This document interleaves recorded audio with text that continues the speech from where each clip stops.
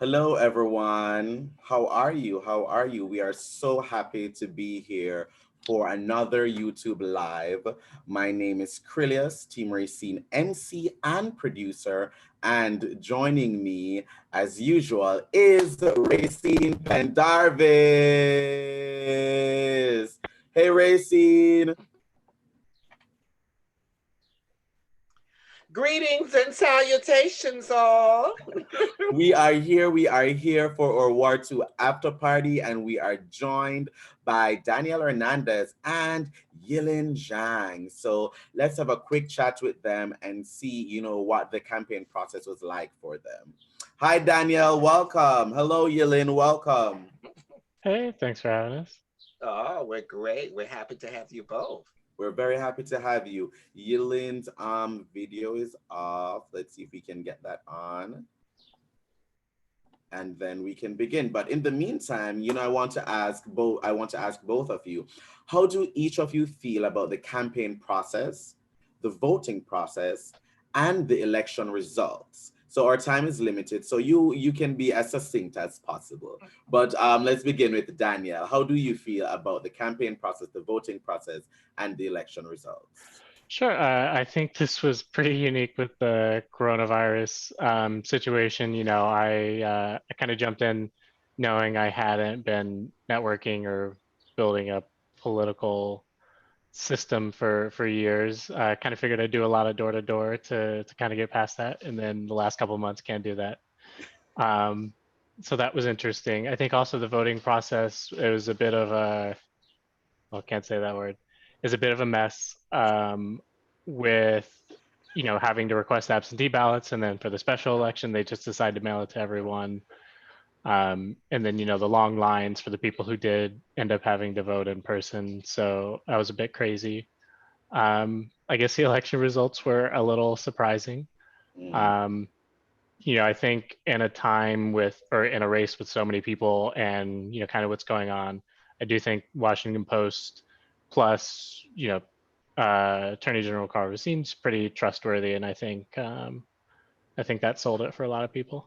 I see. Speaking of the results, were you surprised by who the nominee was, or how the votes shaked out? Yeah, definitely. You were. Okay. We'll probably get into that deeper. What about you, Yilin?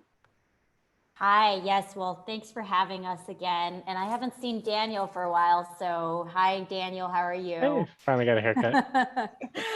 Oh, yes.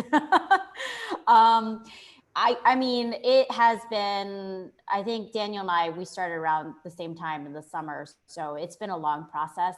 And I think with COVID, no one has ever really campaigned during something like this. And we had COVID for a few months. And usually in the last couple of months, that's really when people start paying attention to the election. And, I really love street canvassing. I like talking to people in person. And with the pandemic, that was not possible. So our strategy was really doing a lot of social media. But I think if we had more time, we would have been able to build a greater presence. And really, it was the timing, and with everything going on, I think that's what kind of changed the dynamics toward the end.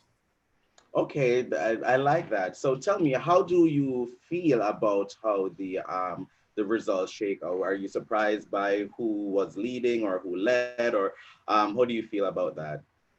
I would say that I think my team and I did the best that we could, and I am incredibly proud of the work that we did. And I'm also impressed with many of the candidates who have worked for a very long time. I mean, I was in it for about 9 months. That's 9 months. That's a big chunk of your time out of the entire year. And I was just reflecting on this past year, and my entire year was almost really taken up by the campaign. So, in a way, yes, we're all in it to win, and at the end, only one person can win. So, I mean, I think that the mindset is if you don't believe in yourself, you know, who is going to? So you go in it thinking you're going to win. And of course, the result was different. So, but in the end, I could say that I learned a lot and I would have done it again if I had the opportunity. Wonderful. What about you, Daniel? Would you do it again if you have the opportunity? It was definitely a learning experience. I would say if I do it again, kind of depends on what's going out. I guess I still have the interest in, you know, public service and, you know, being there to make some different decisions from what I've seen. So I guess it also depends a bit both, you know, like where I am in life with family and career, and also I guess who else is running. Like, you know, there's a few of the council members that, like, for example, even if I wanted to run, like, I wouldn't consider running against because I agree with them. There's some others that, you know, might agree with a little less. Wonderful. And Rayceen, please share your thoughts on our former candidates. Oh, wow. First of all, I'd like to thank the two of you for the work that you've done. I'd like to thank all of your fellow colleagues and candidates who were in it with you for their work. But most of all, spending time with Team Rayceen, getting to know you and really sharing your journey and your experience. It's been an honor. And you're willing to be so dedicated to the community as a whole. And, you know, and it's been wonderful seeing you grow. And seeing you grow as these amazing lights and these activists, and knowing that this will not be just your first stop, that is so much more for the two of you and all of your fellow candidates, and so much more. The work continues, activism, struggling, moving, and being dedicated for change and making sure that we are making a difference in this world. And I do, and I can see it in each one of you, and especially all of your candidates and everybody. I feel the dedication, I feel the passion, I see it. And I just want to personally say thank you from the bottom of my heart. Thank you for the work that you're doing and the work that you're going to do, because it's not over. Definitely. Thanks so much for that, Rayceen. And, you know, to close us out, we want everyone, you know, we want you guys to tell us what your plans are for the future and how our viewers can learn more about you and follow you on social media. Start with Daniel. Sure. I guess, you know, I've decided to get a little more involved in, you know, with LULAC, and, you know, we started like a LULAC Local Professionals Council, kind of trying to get involved with, you know, particularly youth and high school kids. And we want to kind of help, you know, because like I grew up in kind of a blue collar family, didn't have a whole lot of family preparation for getting into the professional world. And, you know, we'd like to kind of provide a little help and a little guidance to people who have, you know, that same kind of background. So I think that's where I'm getting started for now. I guess if you want to find me on social media, Twitter account's still there. Find me as a friend on Facebook or whatever. But yeah, looking forward to being in the community. Also find me still on the soccer field and the kickball field. So love it. Yilin.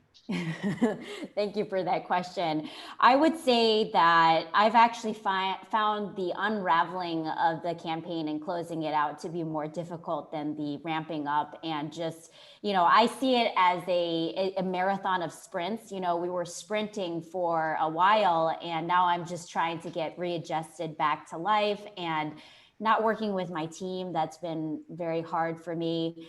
But of course, you know, we will still stay connected. But for me, I've been figuring out, reflecting on what's happened over the last 9 months and where I could have done better, what I would do if I had this opportunity again. And I'm thankful for the friendships that I've built amongst the candidates and also the community. And I'm very appreciative of Team Rayceen for hosting and having these platforms for candidates to be able to speak. So I'm just readjusting right now, figuring out my priorities, you know, what types of organizations that I want to be involved in, because I have in the past had a tendency to say yes to a lot of things. And I just want to be sure that when I say yes, that I can dedicate and commit the time. So I'm kind of figuring out where those are, but I'm still committed to the issues. And I very much, like Daniel, want to be a part of the community and be a force, you know, outside of public office. Wonderful. And we want to say thank you to you guys, for running and, for being available to Team Rayceen all the time so that we can get the word out and that, we are able to share your vision and to share what you want. And thank you so much for joining us today for this wonderful interview. It's always a pleasure talking with you, Daniel and Yilin. Thanks so much. Thank you so much. Thanks. Have a good one. Thank you so much. Thank Take you. care. Thank you. Take care. Bye-bye. I'll Bye. put you guys back in the waiting room. Bye. Rayceen, you can take us out. And to everyone, please remember to vote on November the 3rd. And please remember, if possible, early voting always works in case you're not able to get to the polls on November the 3rd. So remember to vote early as well. And we wish everyone the best of luck in the general election, including Brooke Pinto and all the other nominees and all the other wonderful, amazing people. So thank you. And remember, thank you for watching, and we'll see you soon. We will see you soon. Bye. And if you are vote ready, pledge to vote, check your status, register to vote, text Team Rayceen to 409. That is Team Rayceen to 40649. Goodbye.